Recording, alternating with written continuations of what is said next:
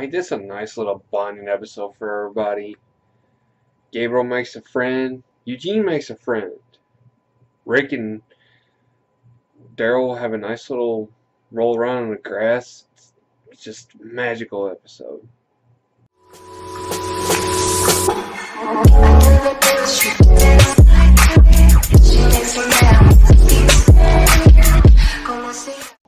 What is up, everybody? Metron Urel here, and welcome back to Nephilim Entertainment. This is my coverage of The Walking Dead, and this is episode 5, The Big Scary You. Ooh. Yeah, it is what it is. It was for the letters. I ain't afraid of no letters. Yeah. So, Gabriel, our man of the cloth, he is doing a flashback at this point, and he is expressing his fierce God of dying a meaningless death. He wants his death to mean something. He wants it to have an impact and have some influence on the world today. Which, as a man of faith, I can see that that would probably be something that you would want to benefit the rest of mankind. Fair point. Fair point. I mean, in all honesty, do we not all want something that's going to leave an impact on our people, good for good or bad? So I can understand Gabriel's request isn't too shallow or vain. He wants to make a difference. That's all it is. It's not selfish. It's selfless, actually. He wants to make a selfless impact on the world. So then we have the opposite at this point. I love how they have the contrast. You have the selfless man like Gabriel versus the selfish man of Gregory, because we see Gregory in his stay with the Saviors. I like how they have him locked up in his own little room, and Simon actually brings him pancakes and eggs for breakfast. Never done that for me since I was a kid, so that'd be nice. Yeah, apparently he wants to go have a talk with Simon and the Saviors and let them know the big ditty of what's going on. Let them know about Hilltop. So he tries to go and appease to Negan of all people, and he tells Negan, I think me and you have this in common. We don't like killing people. Negan disagrees. He likes killing people, but the right people at the right time. Right? There's such a thing. Well, as Gregory is being questioned about Maggie overtaking Hilltop and actually leading the people to attack the Saviors whenever he's trying to make an example out of Rick at Alexandria, Gregory, of course, is shocked and mortified by this whole idea. Well, Simon feels that the best thing that they can do is go make a threat to Hilltop, and if things don't work out, just kill them all. Waste them all. Oh, this makes Negan mad. Oh, God, it makes him mad. And I can see now why people are a little intimidated by Negan. Because the way he was swinging that Lucille and banging on the table, even I was like, oh, whoa, I'm sorry, dude. Sorry, I didn't even say anything, and I'm sorry. But he feels that it's not the right time. They should take the leaders of each faction, which is, you got Rick, Maggie, and King Ezekiel, take them out for a public execution, make examples out of them. Actually, that is a smart idea, Negan, as opposed to Simon. Bad Simon. No. So, we go back to the present day. Of course, this is right after the whole issue with what happened at the Sanctuary and how Rick and the group attacked the Saviors, led a horde there. Negan and Gabriel, of course, got trapped in an RV. And the Saviors are trapped behind a wall of walkers, and they can't go anywhere or do anything. They're kind of trapped amongst the herd. Okay, so that brings us back to our boys. Well, while Negan and Gabriel are talking, Negan likes to discuss, once again, his whole proper killing, and he only kills as a response when it's needed. Just like he invokes the name of Gabriel and Glenn. Of course, I like how he doesn't necessarily say that he got him killed. Rick did. He's just responding to Rick. Yeah, that's not going to go well with the fans. Of course, I'm wearing my Negan shirt, but I'm a fan of Negan, I ain't gonna lie. But I do have to say that he does bring up a valid point. He was not the responsibility for his actions. Rick was. What? Yeah. He feels that he only responded to the appropriate measure, which was, I guess, keeping Rick in check. I can't agree to that as far as killing our boys, but I will say that I love his response to it. And even he chastised Gabriel for saving Gregory and called Gregory a little prick. Thank you, Negan. There's one thing you've said this entire episode so far that I have agreed with. Gregory deserved to be shot. But Gabriel feels that right now what he's needed the most and where he's needed is right there in that camper, because what else is he going to do? He feels that he can take Negan's confession, give him absolution in his moment of death, because with them being surrounded by a herd, it's only a matter of time before they die. Well, way to stay positive there, brother. Yeah, way to stay positive. So, we're talking to Negan, we're having this little bonding experience. Well, we're finding out that apparently the first leader who was running the joint wasn't exactly up to snuff, so he took over. He took over and replaced everybody's weakness with his strength, because he feels like he was truly strong. He had a moment of weakness at first, but he overcame that, and now he is true strength. And I like how they possibly hinting towards the former leader, as being Simon, because during their nice little powwow up in the meeting, Negan makes a comment about, don't want to backslide. Are you backsliding, Simon? Are you backsliding? I have a feeling he's referring to Simon taking a step back to where he used to be, which was the pseudo-leader of the Saviors before Negan took over. That's the first hint that I noticed. But as the story goes on, one of the reasons why Negan wants to be there is he's afraid that the Saviors will rip each other apart. And he is totally right. Because between, you got Regina, Simon, Dwight, and Eugene. And plus one or two other people who I don't recognize who they are, nor do I care. But you got these four people in the midst of this meeting, trying to figure out what to do, how to go about it. Well, first of all, you got Regina, who wants to take all the workers and send them out there to kill off the hordes, which can be used as a distraction. Well, Eugene pops up and says, that's not going to work. What your proposition is invalid. So, yeah. Bravos to Eugene. He apparently is taking into account that people are going to die. So kudos to Eugene for saving the people. And then you got Simon and Dwight. Well, this is the second hint that I noticed. Dwight makes a comment to Simon, says, either you lead these people or I will. Why do I have a feeling that he heard the same exact thing from Negan? You either lead these people or I will. In which case, what happened? Well, obviously, Negan possibly won and started leading the people, which in turn turned them into the Saviors, which made basically Negan God in his whole scenario.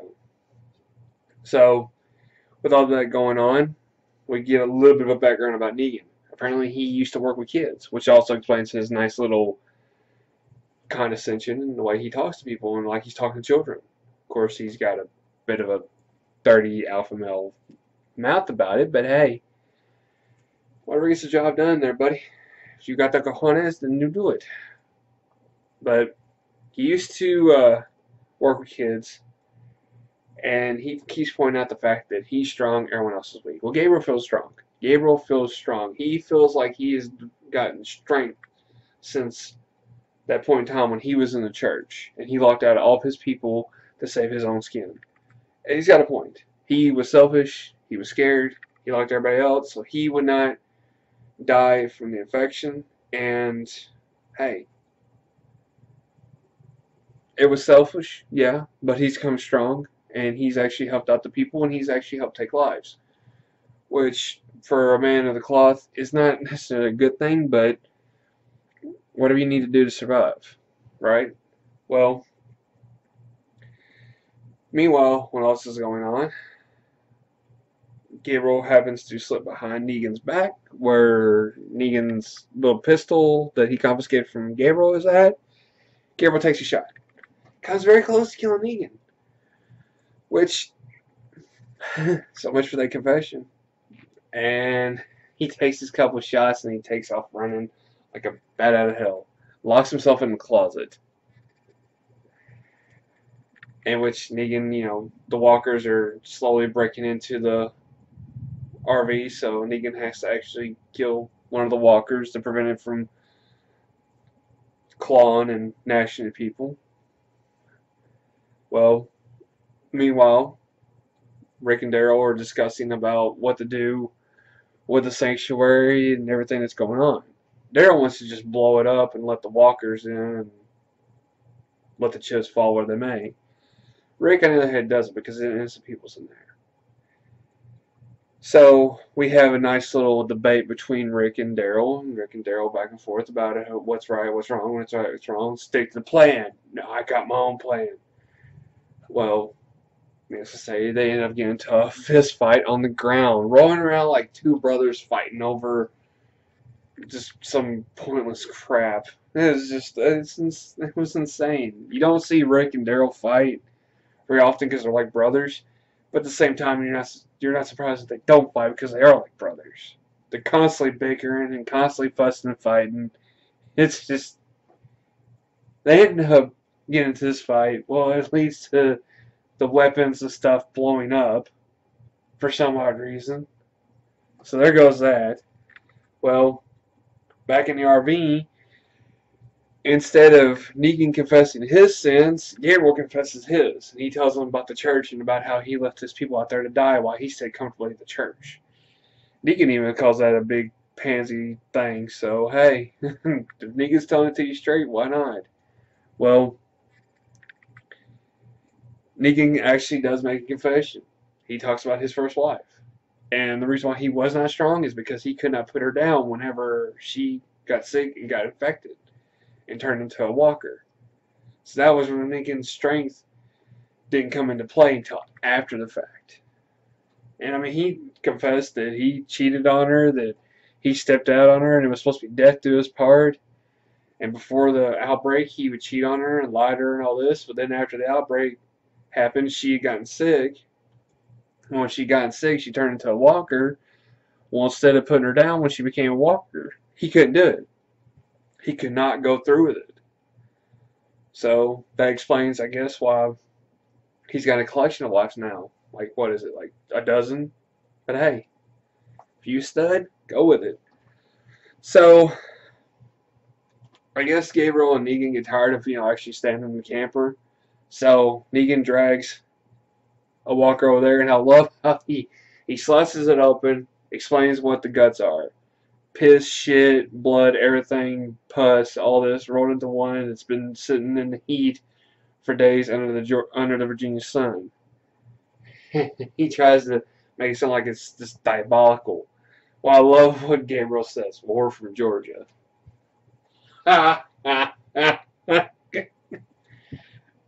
Even Negan's like, touche, sir. Which this is the first time I think we've seen the blood camouflage since I think season 6? And when you're used to seeing it so much, like when it rarely happens, and I mean it happens, but I like when Negan points out the fact that the reason why it's not done so much is because it has the chance to make people sick. So it's another good thing we need to learn about the camouflage blood and why people don't do it that often, is because exposure to that intends to make people sick. Plus, I heard it's not a very pleasant experience. And I'm, for one night, thrilled at all about the idea of actually doing it myself. So, hey. Which, they take a step out of the trailer, and oh my god, it's freaking insane. Like, there's literally wall-to-wall walkers everywhere. Like, honest to God, if I had been Gabriel, because I don't think Negan would, he bats an eye towards it, if I had been Gabriel and I would have stepped out of that trailer and seen all those walkers just everywhere, rotten bodies just, I mean, it was literally wall to wall. I mean, I would have shit and pissed myself at the same time. It's just that bad. Well, it's complete insanity. Somehow Gabriel trips and ends up alerting the walkers. So between him and Negan trying to fight off and defend against the walkers, they're trying to make their way up to the sanctuary. Meanwhile, in the sanctuary, the walkers are actually starting to take notice that things aren't copacetic. The power's off. There's no air. They don't want to stay down in the factory level any longer. And Negan and his lieutenants are having to, or Negan's lieutenants are having to explain to everybody that, hey, everything's going to be fine. Just go back to work. We'll sort this shit out. Well, apparently, it's not just the lieutenants that Negan keeps in check. It's also the workers. So they're actually going to start an uproar in which Regina actually shoots one of the people. Which, I like how when Negan walks in, he walks in, does not say a word, he just whistles. And everybody knows that's his call, apparently, because they all do their whole bow thing, take a knee to the ground. And, of course, Negan eats that shit up and points out to Gabriel, see, this is what I'm talking about. Yeah. So, they made it. Now, of course, comes the part where Negan approaches Eugene as the smart guy, as he calls him, the smarty guy, tries to figure out the situation. How are we going to get out of this into this? Please explain this to me. If you figure it out or make an effort to, hey, we'll do this. Well, that's not even the weirdest part. That whole adventure, it's not the weird part. The weird part is whenever Rick is on foot on his way back to his destination to execute the final part of their plan. Well, while he's there, he happens to hear a sound from up in the sky. He looks up, sees a helicopter zoom by. Rick, are you hallucinating again? I mean, it's been a while since we've had one of them Rick Grimes classic insanity hallucinations. I have to say I missed them. It's been a while since we had one. What the hell, Rick? Is the things gotten that bad? But, which, I would have to say, you know, when Negan offers Eugene that little tidbit about, hey, I'll save your ass, Negan or Dwight already got figured out by Eugene. Eugene done figured out who the accomplice was for the betrayal. Now the biggest question is that what's Eugene gonna do about it? Well, at the last episode, Eugene wants to go check on the father. Well, when he opens up the door, he sees that the father is running a high temperature. It looks like he's sweating. It looks like he's in a moment of complete sickness and breakdown. Ooh, that is not good. Alright, up next with The Walking Dead. Alright, so apparently where Rick's going is to the Scavengers, which was the little ragtag team that betrayed him last season to Negan and their boys. So for some reason, I guess Rick figures that they can try this again. Of course, he makes a threat to the Scavengers, says, hey, you can help us or we will take you down. Okay, maybe this will work the second time's a charm. Well, there's only 3 episodes left this season before the season break. So a lot apparently is going to happen between now and that season break. And Maggie is seen in the scenes of not sure what their options are. She's weighing the options and she's not sure where they can go with this. And then you got Daryl and Tara that's plotting to kill somebody. Somehow, some way, are planning to kill somebody. So that's going to be interesting to see because it's his coup is not complete, I guess, until he rallies up other people. Daryl, what are you doing? But anyway, it's going to be a wrap for me. But the question I have for y'all is, what do you think about Father Gabriel? What do you think's wrong with him? Do you think he's running a fever? Do you think he got bit? Or do you think he's faking it? I mean, I don't know how but somehow, is he faking it? Let me know down in the comments below. Make sure to take that poll up there. But that's going to do a wrap for me. Give me a big thumbs up down bottom. Post a comment. Subscribe to my page. And stay tuned to the end of the video for more content. My name is Metatron Daryl, and you're watching Nephilim Entertainment. To all you daydreamers and careers out there, keep your eyes in the clouds. Peace.